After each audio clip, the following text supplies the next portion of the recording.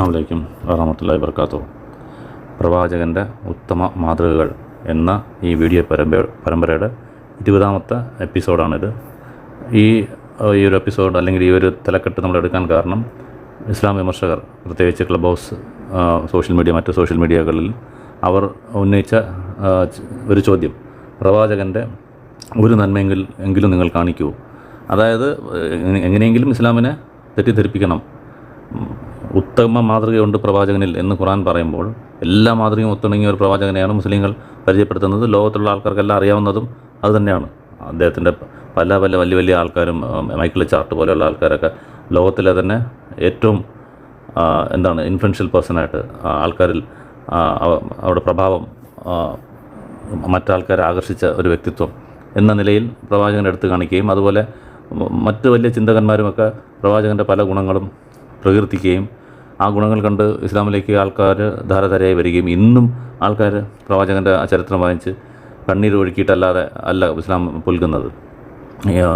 പല നാസ്തികന്മാരും അല്ലെങ്കിൽ ഇസ്ലാമിനെ എതിർത്തിരുന്ന ആളുകളും നിങ്ങൾ എന്തുകൊണ്ടാണ് ഇസ്ലാമിലേക്ക് വരുന്നത് എന്ന് ചോദിക്കുമ്പോൾ ഒരു കാരണമായിട്ട് പറയാൻ പറ്റത്തില്ല, അതൊരു പ്രോസസ്സായിരുന്നു എന്നെല്ലാം പറയെങ്കിലും എന്നാലും പറയണമെങ്കിൽ ആ പ്രവാചകൻ്റെ ജീവിതമാണ് എന്നെ ആകർഷിച്ചത് എന്ന് ഇങ്ങനെയെല്ലാം പറയുന്നുണ്ടെങ്കിലും ഈ ഇസ്ലാം വിരോധികൾ എങ്ങനെയെങ്കിലും ഇസ്ലാമിനെ തെറ്റിദ്ധരിപ്പിക്കണം, മുസ്ലിങ്ങളെ ചീത്ത ആൾക്കാരായിട്ട് കാണിക്കണമെന്ന് കച്ചകെട്ടി ഇറങ്ങിയിരിക്കുന്ന ചില ആൾക്കാരെ തെറ്റിദ്ധരിപ്പിക്കാനായിട്ട് നിങ്ങൾ ഒരു മാതൃക പറയൂ, പ്രവാചകൻ്റെ ഒരു മാതൃകയെങ്കിലും പറയൂ എന്ന് നിരന്തരം ഈ ക്ലബ് ഹൗസ് പോലെയുള്ള സോഷ്യൽ മീഡിയയിലെല്ലാം അവർ ചോദ്യങ്ങൾ മുസ്ലിങ്ങളെ കളിയാക്കുന്നതെല്ലാം കാണാം. അപ്പം നമ്മൾ കുറേ നാൾ നമുക്ക് ആദ്യകാലങ്ങളിൽ ഇതൊരു ബാലിശ്യമായിട്ട് തോന്നി. എന്ന് വെച്ചാൽ അങ്ങനെ പറയാനാണെങ്കിൽ പ്രവാചകൻ്റെ ഫുൾ ചരിത്രം തന്നെയാണ് മാതൃക ഓരോരോ കാര്യത്തിനും. അതായത് എല്ലാ നന്മയും ഒത്തിണങ്ങിയ ഒരു മനുഷ്യൻ, അങ്ങനെ ആളെ കാണിക്കാൻ പറ്റത്തില്ല. അതിൻ്റെ പാരമ്യം, അതിൻ്റെ ഹൈറ്റ് ഏറ്റവും കൂടിയ അതിൻ്റെ ഒരു സമ്മേളനമാണ് പ്രവാചകൻ എന്നുള്ളത് എല്ലാ മുസ്ലിമിനും അറിയാം. അപ്പോൾ ഒരെണ്ണം കാണിക്കുന്ന പറഞ്ഞാൽ എന്തെങ്കിലും ഒന്ന് പറയുമ്പോൾ ഏത് നല്ലത് പറഞ്ഞാലും അതിനെ തിരിച്ച് കളിയാക്കും. ഒരു ദയ എന്ന് പറഞ്ഞാലും ശരി, കാരുണ്യം എന്ന് പറഞ്ഞാലും, അനുകമ്പ എന്ന് പറഞ്ഞാലും, മറ്റു മനുഷ്യരോട് നല്ല രീതിയിൽ ജീവിച്ചു എങ്ങനെ പറഞ്ഞാലും ഉടനെ അവർക്ക് തിരിച്ച് കളിയാക്കണം എന്നുള്ള ഒരു ഇത് വെച്ചിട്ടാണ് അത് ചോദിക്കുന്നത്. എന്നാലും അത് ആ ഒരു ചോദ്യം കൂടി വന്നപ്പോഴാണ് നമ്മളത് എന്തായാലും ഒരു സംവാദത്തിൽ, ഈ സംവാദത്തിൽ ഒരു ബന്ധമില്ലാതെ, തലക്കെട്ടിന് ബന്ധമില്ലാതെ ഈ ഒരു ചോദ്യം ഉന്നയിച്ചു. ശരിയെങ്കിൽ അതൊരു കാരണമാക്കി വെച്ച് കൊടിത്തോട്ടത്തിൻ്റെ പേരിൽ തന്നെയാണ്, കൊടിത്തോട്ടം എന്ന് പറഞ്ഞാൽ പാസ്റ്റർ കൊടിത്തോട്ടം, ഒരു ബന്ധകോസ്ത് പാസ്റ്ററാണ്. എപ്പോഴും വൃത്തിയോടൊക്കെ പറഞ്ഞ് നടക്കുന്ന ഒരു പാസ്റ്ററാണ്, എപ്പോഴും പ്രവാചകനെ അവഹേളിച്ച് നടക്കുന്ന ഒരു പാസ്റ്റർ. പക്ഷേ സ്വന്തം മതത്തെക്കുറിച്ച് ചോദിച്ചാൽ ഉത്തരങ്ങളൊന്നുമില്ല. വളരെ മോശമായിട്ട് തന്നെ ഒരു വ്യക്തതയില്ലാത്ത ആൻസറുകളും, മുഹമ്മദ് ഈസ ചോദിക്കുന്ന ചോദ്യത്തിനൊന്നും അവരുടെ മതത്തിൽ നിന്ന് ആൻസർ പറയാതെ അതിന് ആൻസർ ഇല്ലാത്തതുകൊണ്ട് പ്രവാചകനെ അവഹേളിച്ച് നടക്കുന്ന ഒരു വ്യക്തിയാണ് അയാൾ. അപ്പം അയാൾ ചോദിച്ച ഒരു ചോദ്യത്തിൻ്റെ പേരിലാണ് നമ്മളിത് പരമ്പര തുടങ്ങിയത്. 10-18 വരെ കൊടിത്തോട്ടത്തിന് മറുപടി എന്ന ഒരു തലക്കെട്ടിലാണ് നമ്മൾ ചെയ്തെങ്കിലും ഇപ്പം അത് മാറ്റിയിട്ട് പ്രവാചകൻ്റെ ഉത്തമ മാതൃക എന്ന് 19ാമത്തെ എപ്പിസോഡ് വരെ നമ്മൾ ആ പേരാണ് കൊടുത്തേക്കുന്നത്. അപ്പം ഇത് ചെയ്യാനുള്ള കാരണമാണ് നമ്മൾ ഇത്രയും പറഞ്ഞത്. അപ്പം നമ്മളതുകൊണ്ട് ഇവർ 19 എപ്പിസോഡ് ഓരോ കാരണം എടുത്ത് വെച്ചിട്ട് അതിൻ്റെ തെളിവുകൾ സഹിതം ഹദീസിൽ നിന്നും ഖുർആനിൽ നിന്നും എല്ലാം പ്രവാചകൻ എങ്ങനെയാണ് പെരുമാറിയിരുന്നതെന്ന് പറഞ്ഞ് ഓരോരോ തലക്കെട്ടെടുത്തിട്ട് നമ്മൾ പറഞ്ഞു വരികയാണ്. അതിൻ്റെ ഈ 20ാമത്തെ എപ്പിസോഡിൽ പൊതുവേ നമ്മളെല്ലാം പറയാറുള്ള ഒരു 3 ക്വാളിറ്റീസ്, അതായത് അനുകമ്പ, ദയ, കാരുണ്യം. വലിയ വ്യത്യാസങ്ങൾ കാണത്തില്ല ഈ 3 തമ്മിൽ. അതുകൊണ്ടാണ് ഈ 3 ഒന്നിച്ചെടുത്തത്. അനുകമ്പയ്ക്കൊരു എപ്പിസോഡ്, ദയയ്ക്കൊരു എപ്പിസോഡ്, കാരുണ്യത്തിനൊരു എപ്പിസോഡ് അങ്ങനെ എടുക്കാതെ 3ൻ്റെയും ഒരു ചേർന്ന് വരുന്ന അങ്ങനെ കുറച്ച് സംഭവങ്ങൾ. അതുകൊണ്ടാണ് ഒറ്റ തലക്കെട്ടിൽ ഈ 3 ക്വാളിറ്റീസും 3 സവിശേഷ ഗുണങ്ങളും നമ്മൾ കൊണ്ടുവന്നത്. അപ്പോൾ എന്നാലും ഒരു ചെറിയ വ്യത്യാസങ്ങൾ ഉണ്ടല്ലോ, അതെന്താണെന്ന് നമുക്ക് ആദ്യം നോക്കാം. ഇത് 3ൻ്റെ വ്യത്യാസം എന്താണെന്നുള്ളത്. അനുകമ്പ എന്ന് പറയുമ്പോൾ അത് ഇംഗ്ലീഷിൽ കമ്പാഷൻ എന്ന് പറയത്തില്ല. അതായത് ഒരാളുടെ മോശമായ സ്ഥിതി മനസ്സിലാക്കിയിട്ട് നമ്മളതിനെ റെസ്പോണ്ട് ചെയ്യുക, അതിന് വേണ്ടിയിട്ട് പ്രയത്നിക്കുക.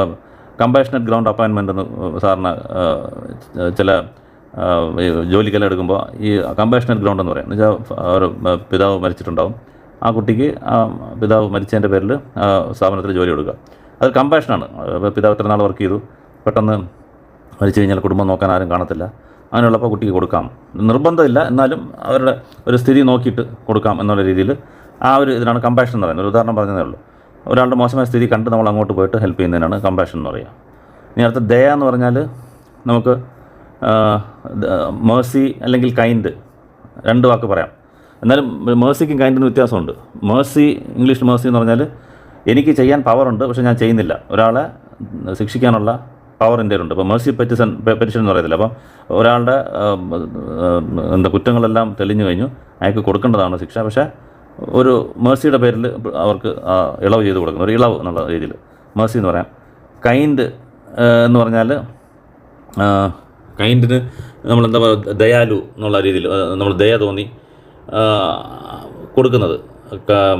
ഒരാളുടെ നമുക്ക് ഹെൽപ്പ് ചെയ്ത് കളയാമെന്ന് പറഞ്ഞ് അങ്ങോട്ട് പോയി ഇയാൾ ഇങ്ങോട്ട് ചോദിക്കാതെ തന്നെ കൊടുക്കുക, അല്ലെങ്കിൽ ഒരാളുടെ അവസ്ഥ കണ്ടിട്ട് നമ്മൾ കൊടുക്കുക, അതായത് തിരിച്ചൊന്നും പ്രതീക്ഷിക്കാതെ ചെയ്യുന്നൊരു കാര്യം.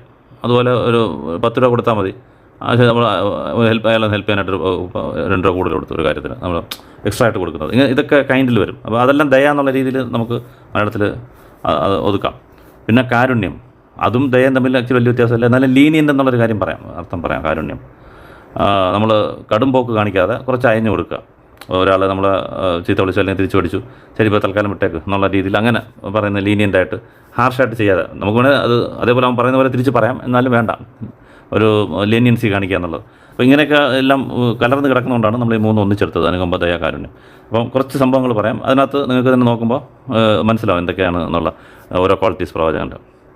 അപ്പം ഫസ്റ്റ് ഖുറാൻ തന്നെ ഒരു സർട്ടിഫിക്കറ്റ് പ്രവാചകനെ കുറിച്ച് കൊടുക്കുന്നുണ്ട്. ഖുറാൻ്റെ 3:159 താങ്കൾ അള്ളാഹുവിൻ്റെ കൃപ കൊണ്ട് ദയ, മേഴ്സി കൃപ എന്നുള്ള അർത്ഥം വരും. ഇവിടെ മേഴ്സിയാണ്, കൃപ എന്ന അർത്ഥം കൂടെ നമുക്ക് കൊടുക്കാം. അപ്പം അതും കൂടെ ഹെഡിങ്ങിൽ വരും, അനുകമ്പ, ദയ, കൃപ, കാരുണ്യം, ഇതെല്ലാം ഇതിൻ്റെ എല്ലാം ഒരു മിക്സ്, അല്ലെങ്കിൽ ഓരോന്ന് സെപ്പറേറ്റ്. അള്ളാഹുവിൻ്റെ കാരുണ്യം ഉള്ളതുകൊണ്ടാണ് താങ്കൾ ജനങ്ങളോട് വളരെ ജെൻറ്റിലായിട്ട് ബിഹേവ് ചെയ്യുന്നത്. അപ്പോൾ ലീനിയൻ്റ്, ജെൻറ്റിൽ വളരെ മാന്യമായിട്ടും സോഫ്റ്റായിട്ടും, ഹാർഷല്ല, ഹാർഷിൻ്റെ ഓപ്പോസിറ്റാണല്ലോ ജെൻറ്റിൽ. അപ്പോൾ ജെൻറ്റിലായിട്ട് ആൾക്കാരോട് താങ്കൾ പെരുമാറുന്നത് അള്ളാഹുവിൻ്റെ കാരുണ്യം ഉള്ളതുകൊണ്ടാണ്. ഒരുപാട് പേര് പ്രവാചകനെ എതിർത്തു, ചീത്ത വിളിച്ചു, അടിക്കാൻ നോക്കി, പേഴ്സണലായിട്ട് അറ്റാക്ക് ചെയ്തു, ഒരുപാട് ചെയ്തു. എന്നാലും അവരോടൊന്നും പോയി പക വീട്ടാതെ അവരുടെ പരലോക വിജയം അത് മാത്രമായിരിക്കും പ്രവാചകൻ്റെ മനസ്സിലുള്ളത്. അതുകൊണ്ട് അത് മനസ്സിൽ കിടക്കുന്നതുകൊണ്ടാണ് അവരോടെല്ലാം വളരെ ജെൻറ്റിലായിട്ട് ബിഹേവ് ചെയ്യാൻ തോന്നുന്നത്. ഞാൻ ഇവർക്കെല്ലാം പ്രവാചകനായിട്ട് അയക്കപ്പെട്ട ആളാണ്. പക്ഷേ ചിലർ വിശ്വസിച്ചു, ചിലർ വിശ്വസിച്ചില്ല. എന്നെ എതിർക്കുന്നു, എന്നെ അടിക്കുന്നു, എന്നെ കല്ലെടുത്തെറിയുന്നു, എന്നെ കൊല്ലാൻ ശ്രമിക്കുന്നു, എന്തെല്ലാം ചെയ്യുന്നു. എന്നാലും അവരോട് പോയി പക വീട്ടിയിട്ടില്ല. സ്വന്തം കാര്യത്തിന് വേണ്ടിയിട്ട് പ്രവാചകൻ ഒരിക്കലും പക വീട്ടിയിട്ടില്ല എന്നുള്ളത് നിങ്ങൾ ഹദീസ് 6126 ബുഖാരിയിൽ കാണാം. രാഷ്ട്രം എന്ന രീതിയിൽ രാഷ്ട്രത്തെ എതിർക്കാൻ വരുമ്പോൾ യുദ്ധത്തിന് പോയിട്ടുണ്ട്. പ്രവാചകൻ എന്തെങ്കിലും ചെയ്തു എന്നുള്ളതുകൊണ്ട് പോയി റിവഞ്ച് എടുത്തിട്ടില്ല. പിന്നെ ചില കവികളെ കവിത എഴുതിയതിന് കൊല്ലാൻ പോയി എന്നൊക്കെ പറയുന്നത് കേൾക്കാം. പക്ഷേ അത് സ്വന്തമായിട്ട് വിമർശിച്ചതല്ല, രാഷ്ട്രത്തിനെതിരെ എഴുതിയതുകൊണ്ടാണ്. ഇപ്പോൾ നമുക്ക് ഇവിടെ ഇരുന്നുകൊണ്ട് ഇവിടുത്തെ രാഷ്ട്ര സംവിധാനത്തിനെതിരെ അല്ലെങ്കിൽ രാഷ്ട്രത്തലവന്മാരുടെ ഇത് പൊളിറ്റിക്കലായിട്ട് എഴുതി കഴിഞ്ഞാൽ പിടിക്കും. ഇവിടെ നമ്മൾ രാഷ്ട്രദ്രോഹം കുറ്റം ചുമത്തും.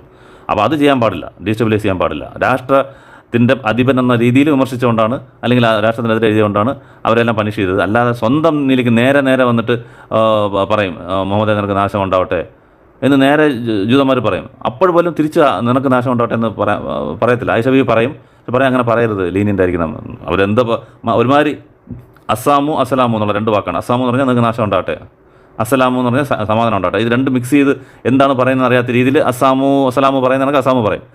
നേർക്ക് നേരെ യൂതന്മാർ, അവിടുത്തെ മൈനോറിറ്റി ആയിട്ട് ജീവിക്കുന്ന ആൾക്കാർ, പ്രവാചകൻ എല്ലാവരെയും ദ്രോഹിച്ചു എന്നൊക്കെ പറയുന്ന ആൾക്കാരാണ്. അതെല്ലാം തെറ്റാന്നുള്ള ഈ സമൂഹത്തിൽ നിന്ന് മനസ്സിലാക്കാം.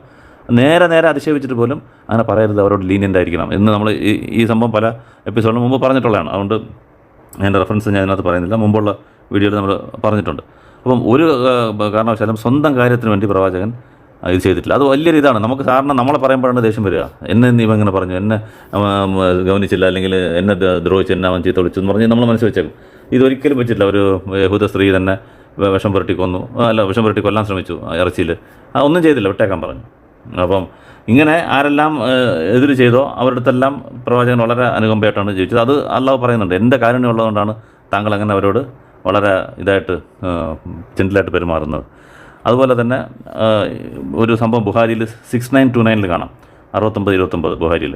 അപ്പോൾ പ്രവാചകൻ ഒരു കാര്യം പറയാമായിരുന്നു. മുമ്പത്തെ ഒരു പ്രവാചകൻ ഉണ്ടായിരുന്നു, അദ്ദേഹത്തെ ആൾക്കാരെ അടിച്ചിട്ട് മുഖത്ത് രക്തം വാർന്ന് ഒലിച്ചപ്പോഴും അദ്ദേഹം പറഞ്ഞത്, അള്ളാഹു ഇവർക്ക് പുറത്ത് കൊടുക്കണേ, ഈ ജനങ്ങൾ എന്താ ചെയ്യുന്നതെന്നുള്ളത് ഇവരറിയുന്നില്ല എന്ന് പ്രവാചകൻ പറഞ്ഞു എന്ന് പ്രവാചകൻ മുഹമ്മദ് നബി സഹാബകളോട് പറഞ്ഞിട്ടുണ്ടായിരുന്നു. അപ്പോൾ ആ ഒരു സ്റ്റേജിൽ ഞാൻ പ്രവാചകനെ കണ്ടു എന്ന് ഇബ്നു മസ്ഊദ് പറയുന്ന ഹദീസാണ്. ഏതാണ്ട് ആ സ്റ്റേജ്, ഇത്രയും കഷ്ടപ്പെടുന്നുണ്ട്, പീഡനങ്ങൾ ഏറ്റുവാങ്ങുന്നുണ്ട്, പക്ഷേ അവരൊന്നും ചെയ്യുന്നില്ല, അവർക്ക് മാപ്പാക്കണേ എന്നുള്ള ആ ഒരു അതേ സ്റ്റാൻഡ് പ്രവാചകൻ എടുത്തിട്ടുണ്ട് എന്നുള്ള നമുക്ക് കാണുന്നത് ബുഖാരി 6929 കാണാം. അതുപോലെ തന്നെ ബുഖാരിയിൽ 6601 കാണാം. അള്ളാഹു കൈൻഡ്നെസ്, അതായത് ദയ ഇഷ്ടപ്പെടുന്നു. അല്ലെങ്കിൽ അള്ളാഹു തന്നെയാണ് ദയ, അതുകൊണ്ട് ആ ദയയെ അള്ളാഹു ഇഷ്ടപ്പെടുന്നു. അപ്പോൾ നമ്മൾ ദയയോടെ വളരെ മറ്റുള്ളവർ കൃപയോട് എല്ലാം നമ്മൾ പെരുമാറണം. എന്നുവെച്ചാൽ അള്ളാഹു വളരെ ഇഷ്ടപ്പെടുന്നുണ്ട്, അള്ളാഹു അങ്ങനെയാണ് എന്ന് പറയുന്നത് ബുഖാരി 6601 കാണാം, പ്രവാചകൻ തന്നെ പറഞ്ഞത്.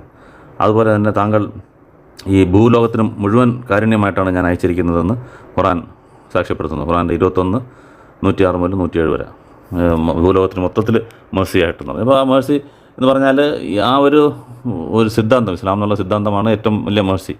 ഈ ലോകത്തിന് ഉള്ള വഴികാട്ടിയും സമാധാനമായിട്ട് ജീവിക്കാനുള്ള ആ ഒരു സിദ്ധാന്തം, അത് ആളുകൾക്ക് പറഞ്ഞുകൊണ്ടാണ് ഇത്രയും എതിർക്കപ്പെട്ടത്. അപ്പം ഇത്രയും സഹിച്ചുകൊണ്ട് ഈ ലോക നന്മയ്ക്ക് വേണ്ടി ഇത്രയും സഹിച്ചു, അതിനകത്തുള്ള ഇത്രയും അധ്യാപനങ്ങൾ കൊണ്ടുവന്ന് മൃഗങ്ങളോടുള്ള കാരുണ്യം, പ്രകൃതിയോടുള്ള കാരുണ്യം എല്ലാം ആൾക്കാരെ പഠിപ്പിച്ചു. അപ്പം ദാനധർമ്മങ്ങൾ, മനുഷ്യനോട് ചെയ്യേണ്ടത് എല്ലാം ഇഷ്ടംപോലെ മനുഷ്യന് നന്മയുള്ള കാര്യങ്ങൾ മാത്രം പഠിപ്പിച്ചതുകൊണ്ടാണ്, അതിന് അത്രയും ത്യാഗം സഹിച്ചതുകൊണ്ടാണ് അള്ളാഹു അങ്ങനെ പറഞ്ഞത്, മേഴ്സി ടു ഓൾ വേൾഡ്സ്. ഈ ഭൂലോകത്തിന് മൊത്തം കാരുണ്യമായിട്ടാണ് താങ്കളെ ഞാൻ നിയോഗിച്ചിരിക്കുന്നതെന്ന് പറയുന്നത് കാണാം ഖുർആനിലെ 21:106 മുതൽ 107 വരെ. അതുപോലെ മറ്റുള്ള ആൾക്കാർ വരുന്നില്ല, ഇസ്ലാമിലോട്ട് വരുന്നില്ല എന്നുള്ള ആ കാരണം അത് ഓർത്ത് എപ്പോഴും പ്രവാചകൻ വ്യസനിക്കുമായിരുന്നു. എന്നുവെച്ചാൽ കാരണം ലാ ഇലാഹ ഇല്ലല്ലാഹ് മുഹമ്മദ് റസൂലുള്ളാഹ് എന്നുള്ള ആ സിദ്ധാന്തത്തിൽ വിശ്വസിക്കാതെ മരിക്കുന്ന ഒരാൾ നരകത്തിൽ പോകുമെന്നുള്ളതാണ് ഇസ്ലാമിക വിശ്വാസം. ബാക്കി എന്ത് തെറ്റ് ചെയ്താലും അള്ളാഹു ഉദ്ദേശിക്കുന്നവർക്ക് അത് പുറത്തു കൊടുക്കും. പക്ഷേ അള്ളാഹു അല്ലാത്ത ആൾക്കാരെ ആരാധിച്ചു കഴിഞ്ഞാൽ അവർക്ക് സ്വർഗം കിട്ടില്ല, പെർമനന്റ് നരകം. ഇത് ഓർത്ത് പ്രവാചകൻ എപ്പോഴും വ്യസനിക്കും, വരാത്ത ആൾക്കാരെ ഓർത്തിട്ട്. അത് നിങ്ങൾ ഖുർആനിൽ 9:128 കാണാം. പക്ഷെ അള്ളാഹു അത് തിരുത്തുന്നുണ്ട്. അത് അങ്ങനെ ഒരിക്കലും അങ്ങനെ ഓവറായിട്ട് വ്യസനിക്കരുത്. താങ്കളെ തന്നെ ഇല്ലായ്മ ചെയ്യുമോ ഇങ്ങനെ വിഷമിച്ച് മറ്റുള്ളവർക്ക് വേണ്ടി എന്ന് പറയുന്ന ഖുർആൻ ആയത്തുകളുമുണ്ട്. അത് ഖുർആൻ്റെ 26:3, 18:6, 35:8 അങ്ങനെയൊക്കെ അതിൽ കാണാം അവിശ്വാസികളെക്കുറിച്ച് ഒരുപാട് വ്യസനിക്കുന്നത്. അതുപോലെ തന്നെ കഠിന ഹൃദയനല്ല എന്ന് ഖുർആൻ തന്നെ പറയുന്നുണ്ട്. ഖുർആൻ്റെ 3:159 കഠിന ഹൃദയനായിരുന്നില്ല, വളരെ സോഫ്റ്റ് ആയിട്ടാണ് ആൾക്കാർ ആയിട്ട് ഇടപെട്ടിരുന്നത് എന്നുള്ളത് ഖുർആൻ തന്നെ സർട്ടിഫൈനാണ്. ഒരുപാട് സംഭവം നമ്മൾ നേരത്തെ പറഞ്ഞതും ഇപ്പോൾ പറയാൻ പോകുന്ന എല്ലാം നോക്കിക്കഴിഞ്ഞാൽ എത്ര സോഫ്റ്റായിരുന്നു പ്രവാചകൻ്റെ ഹൃദയം എന്നുള്ളത്. വളരെ അനുകമ്പയും ദയയും കാരുണ്യം എല്ലാം ഉണ്ടായിരുന്ന ആളായിരുന്നു എന്നുള്ളത്. അതിൻ്റെ ഒരു എക്സാമ്പിൾ എന്ന് പറയുന്നത്, മെയിൻ എക്സാമ്പിൾ, മക്ക തിരിച്ച് പിടിക്കും. അപ്പോഴത്തേക്ക് അവിടുത്തെ ആൾക്കാരെല്ലാം ഭയങ്കരമായിട്ട് ഭയന്നിരിക്കും, ഇപ്പോൾ തീർന്നു, നമ്മളെല്ലാം ഇപ്പോൾ വെട്ടിക്കൊല്ലും. അത്രയ്ക്കും അവർ ചെയ്തിട്ടുണ്ട്. തിരിച്ച് ഒരുപാട് വിശ്വാസികളെ കൊന്നു, പ്രവാചകനെ ഒരുപാട് അവർ ദ്രോഹിച്ചു, നാട് വിട്ട് ഓടേണ്ടി വന്നു, ജീവൻ വരെ എടുക്കും എന്നുള്ളതായപ്പോഴത്തേക്ക് നാട് വിടേണ്ടി വന്നു. ഇത്രയും ചെയ്തുകൊണ്ട് പിന്നെ ഒരുപാട് ബദർ, ഉഹദ് യുദ്ധത്തിലെല്ലാം അങ്ങോട്ട് പോയി യുദ്ധം ചെയ്ത് പ്രവാചകൻ്റെ അനുയായികളെല്ലാം കൊന്നവരാണ് ഈ ഖുറൈശികൾ. അപ്പോൾ തിരിച്ച് അവരുടെ കയ്യിൽ ആധിപത്യം സ്ഥാപിക്കുമ്പോൾ ആരായാലും അത് കയറി മേഞ്ഞ് നശിപ്പിച്ച് കളയും. അങ്ങനെയാണ് സാധാരണ ചെയ്യുക. അപ്പോൾ പ്രവാചകൻ അവരോട് തന്നെ ചോദിക്കുന്നുണ്ട്, നിങ്ങൾ എന്ത് വിചാരിക്കുന്നു എന്നെക്കുറിച്ച്? ഇന്നത്തെ ദിവസം ഞാൻ നിങ്ങളെ എങ്ങനെ ട്രീറ്റ് ചെയ്യും എന്ന് നിങ്ങൾ എന്താണ് എന്നെക്കുറിച്ച് വിചാരിക്കുന്നതെന്ന് പറയുമ്പോൾ അവർ പറയും, കാരുണ്യം, താങ്കൾ നല്ല നോബിൾ ആളാണ്, നല്ല രീതിയിൽ ഞങ്ങളോട് പെരുമാറും, അപ്പോൾ ഇന്നൊരിക്കലും പകവെട്ടില്ല എന്ന് പ്രവാചകൻ പറയും. ഇന്നത്തെ ദിവസം ആരെയും പകവെട്ടുന്നില്ല, അള്ളാഹു എല്ലാവരെയും പുറത്തു വന്നിരിക്കുന്നു എന്ന് പറയുന്നത് സീറ ഗ്രന്ഥങ്ങളിലെല്ലാം കാണാം. ഹദീസ് ഗ്രന്ഥമാണെങ്കിൽ ബൈഹഖി സുനനുൽ കുബ്രയിൽ കാണാം. അതുപോലെ ആ മക്കത്ത് ജയിച്ച് കയറുമ്പോൾ ഒരു രക്തം ചിന്താതെ യുദ്ധമൊന്നും ഇല്ലാതെ വലിയൊരു സൈന്യമായിട്ട് മക്കയിൽ കടക്കുമ്പോൾ അഹന്ത വരരുത് എന്നുള്ളത് കൊണ്ട് ആ പട്ടണത്തിൽ കയറുമ്പോൾ തല കുനിച്ചിട്ടാണ് കയറുക. ഒട്ടകപ്പുറത്ത് കുതിരപ്പുറത്ത് ഇരുന്നിട്ട് ബെൻഡിയും തല ഇങ്ങനെ താത്ത് നേരെ ഉയർത്തി. സാധാരണ രാജാക്കന്മാരെല്ലാം ജയിക്കുമ്പോൾ അഹങ്കരിച്ച് ഇത്രയും നാളെ നിങ്ങൾ എന്നെ എന്തെല്ലാം ചെയ്തു, ഇപ്പോൾ നോക്ക് നിങ്ങളെല്ലാം എൻ്റെ കൈക്കലാണ്, എനിക്ക് എന്തും ചെയ്യാം എന്നുള്ള അഹംഭാവവും എല്ലാം കാണും. അത് വരാതിരിക്കാൻ സ്വന്തമായിട്ട് തല താഴ്ത്തിയിട്ടാണ് പാരലായിട്ട്, ഗ്രൗണ്ടിന് പാരലായിട്ട് നടു ഇങ്ങനെ വളച്ച് അതിനെ നേരെ ഇങ്ങനെ വെച്ചിട്ട് ഉയർത്താതെ ആണ് മക്കയിൽ കയറിയത്. ഇതൊക്കെ എന്ത് ക്വാളിറ്റീസാണെന്ന് നിങ്ങൾ നോക്കണം. ഞാൻ ഇങ്ങനെ സ്പീഡായിട്ട് 10-20 മിനിറ്റ് വീഡിയോ തീർക്കാനായിട്ട് ഞാൻ റെഫറൻസ് മാത്രം പറഞ്ഞു പോകുന്നേ ഉള്ളൂ. നിങ്ങളത് ഓരോന്ന് ചിന്തിക്കണം, കേൾക്കുന്നവർ. എത്രത്തോളം ഒരു പ്രവാചകൻ, എത്ര അനുകമ്പയുള്ള ആൾ, ഇങ്ങനെയൊക്കെ ഒരാളിനെ എങ്ങനെ കാണാൻ പറ്റും എന്നുള്ളത്.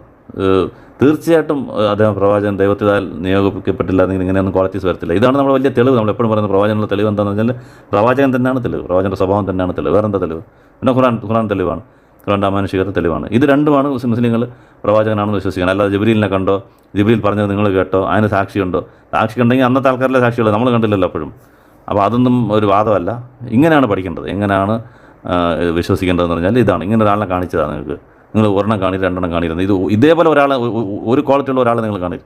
ഞാൻ എത്രയോ ക്വാളിറ്റി പറഞ്ഞു, ഇനി ഒരുപാടുണ്ട്. അതിൽ ഒരെണ്ണം ഇതേപോലെ ഒരാൾ കാണിക്കുക. ഇത് മൊത്തത്തിലുള്ള സങ്കലനമാണ്, എല്ലാ നല്ലതിൻ്റെയും സങ്കലനമായിട്ടാണ് പ്രവാചകനെ കാണുന്നത്. നമുക്ക് ഒന്നും കാണാൻ പറ്റത്തില്ല. ഇപ്പോൾ നമ്മൾ എത്ര റെഫറൻസ് പറഞ്ഞു, 20 എപ്പിസോഡിൽ തന്നെ എത്ര കാര്യങ്ങൾ നമ്മൾ പറഞ്ഞു. ഒരെണ്ണം കാണിച്ചതായത് എനിക്ക് അങ്ങനെ ഒരാൾ ചെയ്തതായിട്ട്. വെറുതെ നിങ്ങൾ ഇസ്ലാമിനെ തെറ്റിദ്ധരിപ്പിക്കാനായിട്ട് ഒരെണ്ണം കാണിയെന്ന് പറഞ്ഞ് നിങ്ങളെ കൊണ്ട് നടന്നിട്ട് കാര്യമില്ല. വെറും നിങ്ങളെ തന്നെയാണ് പറ്റിക്കുക എന്നാണ് അർത്ഥം. ഇത്ര റെഫറൻസുകൾ നമ്മൾ പറഞ്ഞിട്ടുണ്ട്. അപ്പം ഇതാണ് മറ്റൊരു ഇത്. അതുപോലെ തന്നെ ഒരു മിനിറ്റ്. അതുപോലെ തന്നെ ആരാധന കാര്യങ്ങളിൽ സാധാരണ ഒരു ആരാധന ഒരു മതങ്ങളിലൊക്കെ സ്ട്രിക്റ്റായിട്ട് ഫോളോ ചെയ്യണം എന്നുള്ള രീതിയിലായിരിക്കും. അത് മനുഷ്യൻ്റെ കഷ്ടപ്പാട് അതിനകത്ത് നോക്കത്തില്ല. പക്ഷേ പ്രവാചകൻ അങ്ങനെ അല്ലായിരുന്നു. പ്രവാചകൻ്റെ രീതിയിൽ ഇപ്പം ഒരു നിസ്കരിച്ചുകൊണ്ടിരിക്കുകയെന്ന് വിചാരിക്കും. അപ്പോൾ പ്രവാചകൻ തന്നെ പറയുന്നുണ്ട്, ഞാൻ നല്ല വലിയ സൂറത്തെടുത്ത് ഓതാം എന്ന് വിചാരിച്ച് കൈകെട്ടി നിസ്കരിക്കും. ആ സമയത്ത് പുറയിൽ സ്ത്രീകൾ നിസ്കരിക്കാൻ വരുമല്ലോ. അപ്പം അവർ കൈക്കുഞ്ഞുങ്ങളെ കൊണ്ടുവരും. അത് സൈഡിൽ കുഞ്ഞുങ്ങളെ കടത്തിയിട്ടായിരിക്കും നിസ്കരിക്കുന്നത്. ആ സമയത്ത് കുട്ടി കരയും. അപ്പോൾ ആ കുട്ടിയുടെ കരച്ചിൽ കാരണം അമ്മയുടെ മനസ്സ് അങ്ങോട്ട് പോകും. അതുകൊണ്ട് ഞാൻ പെട്ടെന്ന് ചുരുക്കും, ആയത്ത് ചുരുക്കി ഞാൻ നമസ്കാരം തീർക്കും എന്ന് പറയുന്നത് ബുഖാരിയിൽ 710 കാണാം. അപ്പം എന്ത് ആരാധന കാര്യങ്ങളാണെങ്കിൽ പോലും അത് മനുഷ്യനകത്ത് അതിൻ്റെ ഒരു കുറവ് വന്നു കഴിഞ്ഞാൽ, ഒരു കുട്ടിക്കൊരു പ്രശ്നം അല്ലെങ്കിൽ കരയുന്നു, അത് അമ്മയ്ക്ക് വ്യസനിക്കും എന്നുള്ള പറയുമ്പോൾ ഇത് ആരാധന കുറച്ച് ഷോർട്ട് ചെയ്തിട്ട് ജനങ്ങളുടെ കാര്യം നോക്കണം എന്നുള്ള രീതിയിൽ. അപ്പോൾ ഇതെല്ലാം ആ മനസ്സിലുള്ള കാരുണ്യം കാരണമാണ് ഇങ്ങനെയൊക്കെ വരുന്നത്. അതുപോലെ തന്നെ നിങ്ങൾ ഭൂമിയിലുള്ളവരോട് കാരുണ്യം കാണിക്കുക എന്ന് പറയുന്ന വചനങ്ങൾ തിർമിദിയിൽ 1924. കാരുണ്യത്ത് ഒരുപാട് കാര്യങ്ങൾ കാരുണ്യത്തിൽ. അത് അങ്ങനെയാണെങ്കിൽ ഇപ്പോൾ ദൈവം നിങ്ങളോട് ആകാശത്തിലുള്ളവർ നിങ്ങളെ കാരുണ്യം കാണിക്കും എന്ന് പറയുന്ന അർത്ഥത്തിലുള്ളത് തിർമിദിയിൽ 1924 കാണാം. അതുപോലെ തന്നെ പറഞ്ഞയക്കുന്നുണ്ട് ഒരു സഹാബിയോട്, ഒരു കംപ്ലയിൻറ്റ് വരും. സഹാബിയുടെ പേര് മറന്നുപോയി. ഇത് നീട്ടുന്നു, നിസ്കാരം ജമാഅത്തായിട്ട് നിസ്കരിക്കും, നിസ്കാരം നീട്ടി നിസ്കരിക്കുന്നതുകൊണ്ട് ഞങ്ങൾക്ക് ബുദ്ധിമുട്ടുണ്ടാകുന്നു കംപ്ലയിൻറ്റ് പറയുമ്പോഴത്തേക്ക് ഒരു വളരെ ഷാർപ്പായിട്ട് അല്ലെങ്കിൽ വളരെ ദേഷ്യത്തോടെ ആ സഹാബിയോട് ചോദിക്കും, കുഴപ്പമുണ്ടാക്കുകയാണോ എന്നുള്ളത്. ഒരിക്കലും മനുഷ്യരായിട്ട് ബുദ്ധിമുട്ടിക്കരുത്. ഒറ്റയ്ക്ക് നിസ്കരിക്കുമ്പോൾ നിങ്ങൾ എത്ര വേണമെങ്കിൽ നിസ്കരിക്കും. ജമാഅത്തായിട്ട് നിസ്കരിക്കുമ്പോൾ പല ആവശ്യമുള്ള ആൾക്കാർ കാണും, ആൾക്കാർ കാണും, വയസ്സായവർ, രോഗികൾ, പെട്ടെന്ന് യാത്രയ്ക്ക് പോകുന്നവർ. അവരിൽ നീട്ടി നിസ്കരിച്ച് കഴിഞ്ഞാൽ അവർക്ക് ബുദ്ധിമുട്ടുണ്ടാക്കും. അപ്പോൾ അങ്ങനെ ചെയ്യാൻ പാടില്ല എന്ന് പറയുന്നത് ബുഖാരിയിൽ 702, മുസ്ലിം 466. അപ്പം ആരാധനയിൽ പോലും മനുഷ്യരുടെ ആ ഫീലിങ്സും നാച്ചുറലായിട്ട് അള്ളാഹു ഒരു ആത്മാവിനെയും അതിൻ്റെ ശക്തിക്ക് മേലെ ബേർഡൻ ചെയ്യില്ല എന്നുണ്ടല്ലോ. അപ്പോൾ അതൊക്കെ വെച്ചിട്ടാണ് ഇസ്ലാമിൻ്റെ ബേസ് ആരാധന പോലും ചിട്ടപ്പെടുത്തിയിരിക്കുന്നത്. മനുഷ്യൻ ഇത് ചെയ്യണം, അള്ളാഹുവിനെ നിസ്കരിക്കണം, എല്ലാം ചെയ്യണം. പക്ഷേ അതിനെല്ലാം ഒരു ലിമിറ്റും വേലിക്കെട്ടുമുണ്ട്. അങ്ങനെ അൺലിമിറ്റഡായിട്ട് എന്ത് കഷ്ടം ചെയ്താലും മനുഷ്യൻ തന്നെത്താനെ ദ്രോഹിച്ചുകൊണ്ട് ഉള്ള ഒരു ആരാധന രീതികളൊന്നും ഇസ്ലാമിലില്ല. അത് വളരെ മാനുഷികമായിട്ടും ഇതായിട്ടാണ് ആരാധന രീതിയിൽ തന്നെ ഡിസൈൻ ചെയ്തിരിക്കുന്നത്. അതിനെല്ലാം ഉദാഹരണങ്ങളാണിത്. അതുപോലെ തന്നെ രാത്രി കാലങ്ങളിൽ എഴുന്നേറ്റിരുന്നിട്ട് തൻ്റെ ജനങ്ങളെ ഓർത്ത് കരയുന്നത്, അവരെ രക്ഷിക്കണേ എന്നോർത്ത്, രക്ഷപ്പെടണം എന്നുള്ള ഓർത്ത് അള്ളാഹുവിനോട് പ്രാർത്ഥിക്കുന്നത് മുസ്ലിം 202. ഇങ്ങനെയൊക്കെ ഒരുപാട് കാര്യങ്ങൾ ഇതിനകത്ത്. നേരത്തെ ഞാൻ പറഞ്ഞു, പാവപ്പെട്ട ആൾക്കാർ വന്നു കഴിഞ്ഞാൽ ഉടനെ ആൾക്കാരെ വിളിപ്പിച്ച് അവരെ ഉപദേശിച്ച് അപ്പോഴേ അവരുടെ പ്രശ്നങ്ങൾ തീർത്ത് അവർ ദാനധർമ്മം അവരെ ഒന്ന് വാങ്ങിച്ച് അവരുടെ പ്രശ്നങ്ങൾ തീർക്കുന്നു, നിങ്ങൾ നല്ലത് ചെയ്യാനായിട്ട് റെക്കമെൻഡ് ചെയ്യണം എന്നൊക്കെ പറഞ്ഞ് നമ്മൾ കഴിഞ്ഞ ജസ്റ്റ് 19 പറഞ്ഞിട്ടുണ്ട്. പറഞ്ഞ റെഫറൻസ് ഞാൻ പറയുന്നില്ല. അപ്പോൾ ഇതെല്ലാം നമ്മൾ മൊത്തത്തിൽ നോക്കുമ്പോൾ ഇങ്ങനെ ഒരാളിനെ നിങ്ങൾ ഒരു മൊത്തം ഇതെല്ലാം നന്മകൾ ചേർന്ന ഒരാളിനെ കാണിക്കാൻ പറ്റത്തില്ല. കാരണം തന്നെ ചെയ്തവരെ ഒന്നും പറയുന്നില്ല, അങ്ങോട്ട് കയറി ചെന്ന ആൾക്കാരെ സഹായിക്കുന്നു, ഒരു ചെറിയ പ്രശ്നമാണെങ്കിൽ അത് ഇടപെട്ട് അത് നോക്കുന്നു, ഒരു കുട്ടി കരയുന്നത് പോലും നിസ്കാരത്തിൽ പോലും ശ്രദ്ധിക്കുന്നു. ഇങ്ങനെ എല്ലാത്തിൻ്റെയും ഒരു മൂർത്തിമദ്ഭാവം, എല്ലാ നല്ല ക്വാളിറ്റിയുടെയും ഒരു മൂർത്തിമദ്ഭാവമായ ഒരു പ്രവാചനം നമുക്കിതിൽ കാണാം. അപ്പോൾ ഇതോടുകൂടി ഈ എപ്പിസോഡ് നമ്മൾ നിർത്തുന്നു. വേറെയുള്ള സവിശേഷ ഗുണങ്ങളുമായി, ഉത്തമ മാതൃകയുമായി അടുത്തടുത്ത എപ്പിസോഡിൽ കാണാം. അസ്സലാമു അലൈക്കും.